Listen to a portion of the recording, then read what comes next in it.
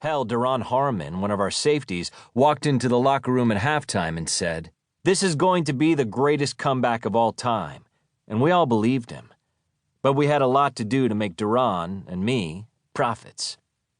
There was no early celebrating. I thought, it's happening, but I won't get excited like we accomplished something. Just keep going. One play at a time. Do your job. Stay in the moment. The messages we'd received from Coach Belichick since we became Patriots were in full effect as we took the field with 3 minutes 36 seconds remaining, 91 yards, and a 2-point conversion from tying the game. We know situations. Our percentages were low, real low. We had to be almost perfect. We needed a chunk play, a bunch of yards in one big bite. That's important for a successful 2-minute drive, and the Falcons knew it as well as we did. They'd be looking for any downfield throws.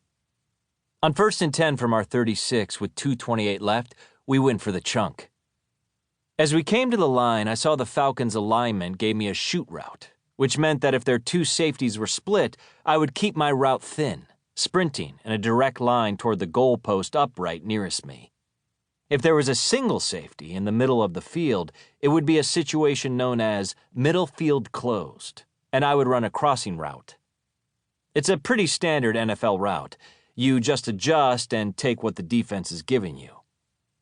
Atlanta moved into a defense known as Cover 5. That's 2 deep safeties, each one covering half of the field, and man-to-man coverage underneath.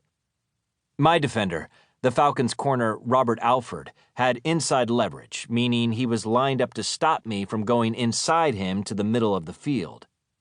We both knew that the deep middle was the weak spot, because the safeties were split. Just beat Alford, then get inside him. We'd executed the same play a couple of times in practice leading up to the Super Bowl back when we were in Foxborough. Usually, if we hit something in practice that's a chunk play, Tom will want to run it because it means we're already comfortable with it. You need that confidence. Alford was backed off the line about 3 yards. Our big tight end, Martellus Bennett, was lined up to my right, and outside him was James White, our running back. At the snap, I had to get up on Alford fast, then shake him. Alford is a really good cornerback. He'd even had a pick 6 on Tom in the first half, but I felt I had him where I wanted him. I took off hard to set him up for a sharp cut about 10 yards downfield, but I didn't give him a great move. Instead of sticking my right foot in the ground hard and cutting sharply, I rushed and rolled into my cut. I didn't get across his face as effectively as I wanted.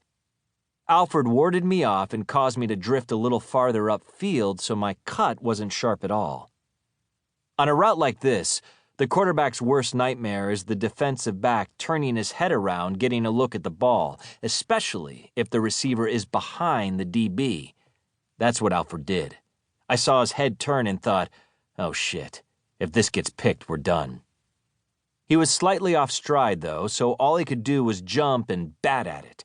I jumped when he did, so I was stuck in the air, staring at the ball as it dropped. I was like a guy in the desert who hasn't seen water in 10 days pulling up to a stream. I had to get to that ball. It felt like life or death. Alford was on the ground now, the ball falling toward him. The 2 safeties, Ricardo Allen and Keanu Neal, weren't split anymore.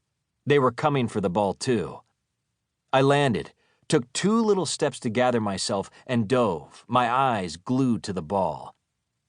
I had to grab it before it dropped to Alford. Neal was pushing through my right side, stretching his hands past mine. The red gloves of Allen were sliding in. Everybody's hands were converging. The ball hit Alford's leg, and I curled my right hand around it at the same time, then repositioned quickly for a better grip with both hands. Alford kicked at the ball. I let go to reposition my hands a second time, then slapped them back on. Now that I had control, I rolled to box out Neal. The critical thing? Neal's arm. I was worried he'd knife his hand in and pry my arm or hand off the ball. That is a huge coaching point for both sides, offense and defense. Whenever there's a contested catch, the defense goes for your arms and rips. All I was thinking was, catch and protect, because these MFers are pros.